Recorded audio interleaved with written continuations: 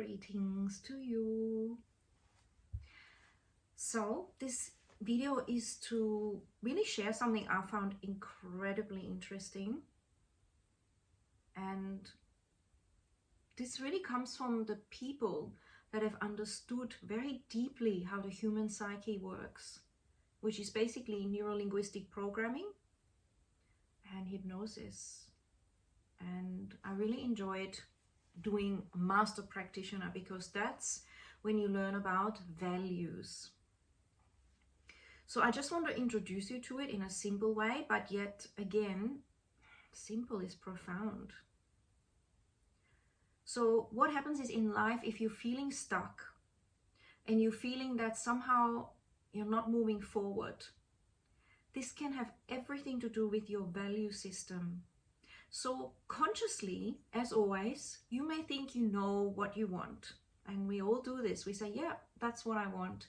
I want to, maybe be married. I'm just giving an example for someone else. I want to have my own house. I want to travel lots. And I want to have a few kitties, please. And whatever else, right? It's just a very simple one.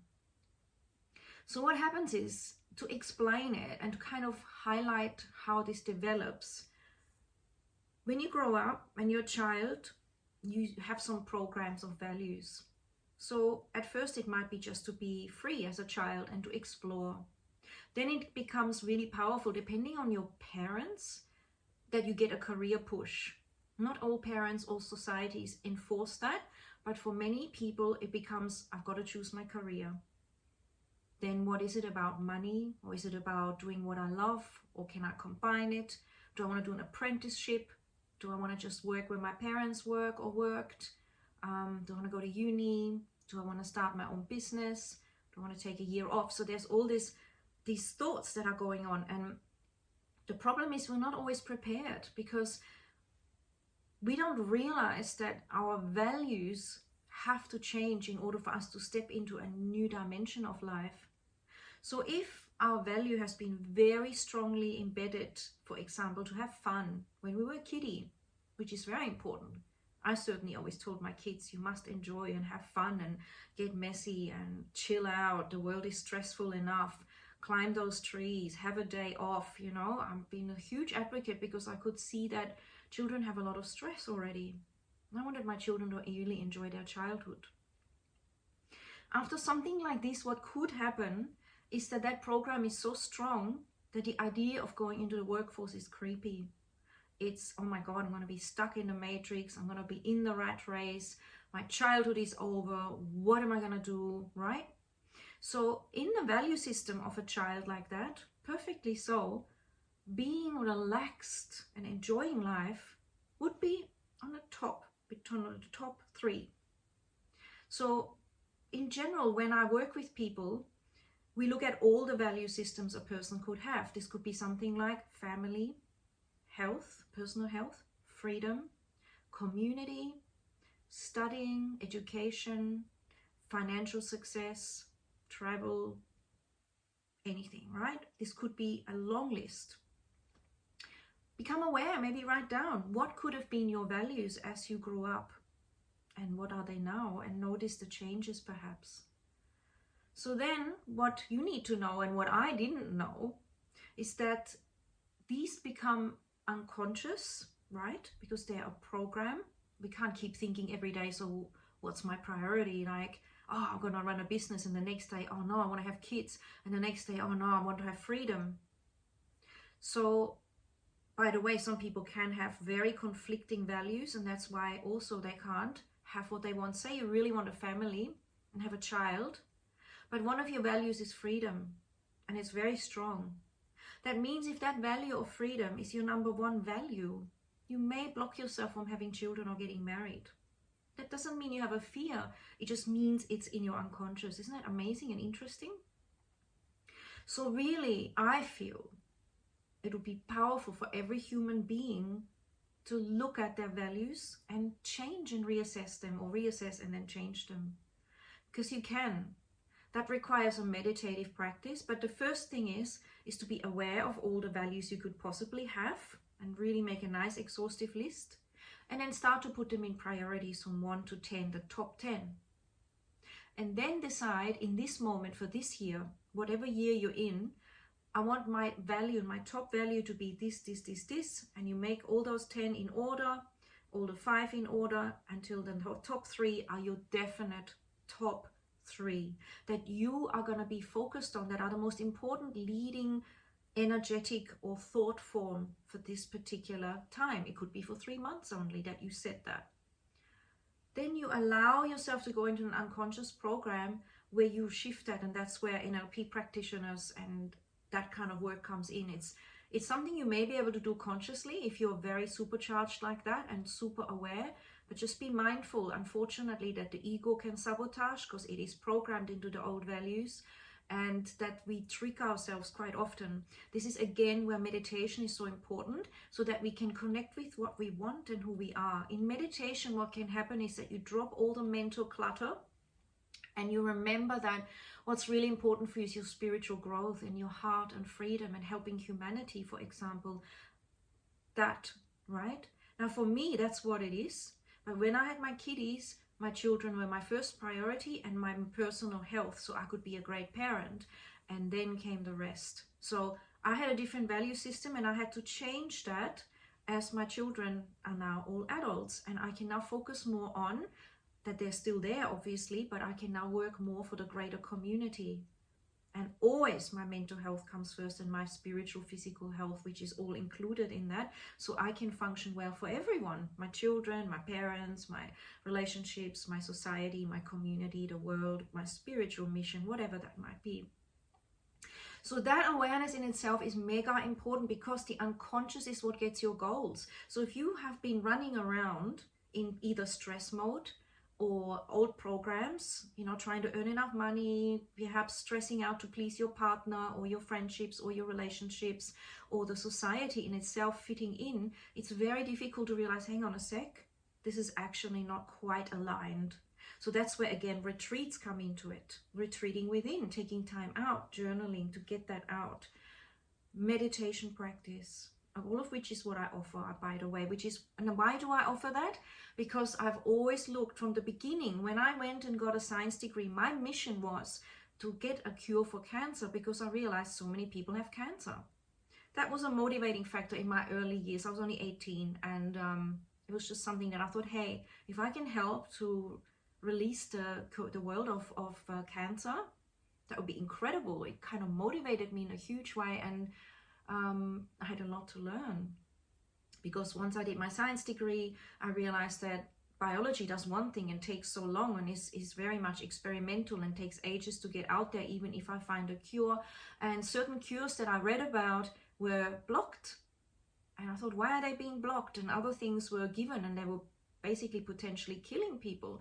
It's a long story, but I went into my own research, both all the way to what academia said, because I even started a PhD. I did honors and I started a PhD in cancer research, all the way to realizing the mindset, meditation, what made people conquer cancer, nutrition, like I said, nutrition, mindset, attitude, what you're expecting. And I realized that stuff is incredibly potent, and it's more empowering than to feel that we need to cut something out and then potentially develop somewhere else. So this is all around values. This is all around realizing that the reason I'm teaching this is what I'm coming back to. This is because I have figured out myself, for me, and maybe it works for you, that my direct approach is to take the time out, find out who you are. And for some of you, going the medical pathway of cutting something out is perfect, right? It works for you. You believe in it. You love it. It's easy. Boom, done. For someone else, it's a nightmare, and it creates more anxiety and more problems, right? We want to honor everybody's perception and capacity to handle whatever is on their plate, because we all have different things to learn, and it's all valid. I can only teach what I love, and if you resonate, then you will be lining up with some of that as well and enjoying the benefits.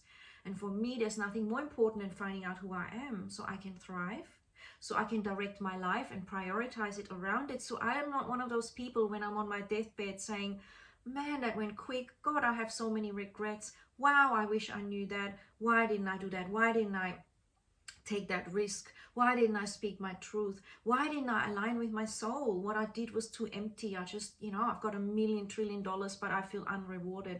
I didn't trust that person, but they were my soulmate. I didn't risk this. I didn't do that, right? Because there's so many stories around that of people on their deathbeds. And I take notice of that. Because old people know, old people have an incredible perspective.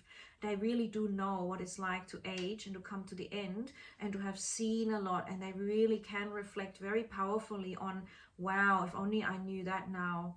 Why did I put up with that? Why did I give 5 years to this relationship, which I was totally miserable in? What on earth was that? These days, I would never do that, right? So the quicker we tune into ourselves, the more we will have a quality life, doing what we love, feeling empowered, and feeling okay to have those times when we say, no, thank you, I really can't do that. I love you, but it's not for me. And that in that reflection, you're also helping them, because you're not the right person for them, or not doing the right thing. It wouldn't have worked out, the travel or the having the kiddies or getting married, right? So I've always felt that the more we reflect, the faster we learn, and the less we have to spend time learning something the hard way. So be aware of your value system and allow yourself to notice that they change. From being a child to becoming a mother is quite a different one. If we don't adjust it, we become a dysfunctional parent, because we can't have the same mindset and value system we had when we were a teenager. Now, some people get stuck in that teenage mindset because that's when they felt most alive. Someone sapped the juice out of them after that, and they're hanging on to those teenage years. And so they stay in that era of thinking like an 18-year-old, perhaps, right? What do? I need to develop myself. I want freedom. I need to discover. And then if they have a child, they're resentful. They're not ready. They might switch and do it, but there's something that's not aligned, and you know what I mean. And then after that, when your children are older, some parents don't grow on, as in grow onwards, realizing now my children don't need to be so much around me. It's beautiful that they're free. I'm still here. But you don't want to feel depressed and like you have no meaning to life just because your children are actually healthy and moving on and going overseas and interstate. That's another change of value. And unless we look at that, people can get stuck for 10, 20, 30 years, not realizing they're basically just stuck in a paradigm that used to work, but it's not functioning for them anymore. And that is quite huge. What do you think? I find it incredible. So if you want to shift your values to your priorities and find out what they need to be and how to adjust them so that you will then naturally and unconsciously attract that and walk into that direction, let me know. It is not something that is easy to do on your own. Honestly, it was a major process that took one day with a professional guidance when I had studied NLP, hypnosis, and then did it in master prac with a professional that has studied that, knowing how to understand and weave that out and realize that shift and that healthy alignment, dropping anything that is barricading that, which is the ego and your structure of what you think and who you are.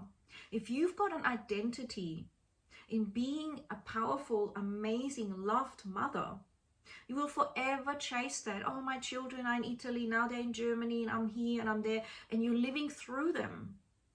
That's fine if that works for you, but you might have become a fashion designer as well. You might have written a book, but instead you're still baking that same dish, hoping your children will come back. This is just a metaphorical concept. So certain identities need to be dropped. This is why people reinvent themselves that are very successful. Letting that go, like the snake, shedding its skin and becoming new. We can't stay stuck in that old way unless that's really serving us and we love it. These days, as humanity is changing, this is all about growth and being so much more and flying with that joy and passion. So think about values and feel free to chat with me. I'm super passionate here, and I may make an online program to help you with that. But for now, it is one-on-one, and I do teach online, and I teach in all sorts of different ways. I love to see humanity thrive. I love to see you remember who you are.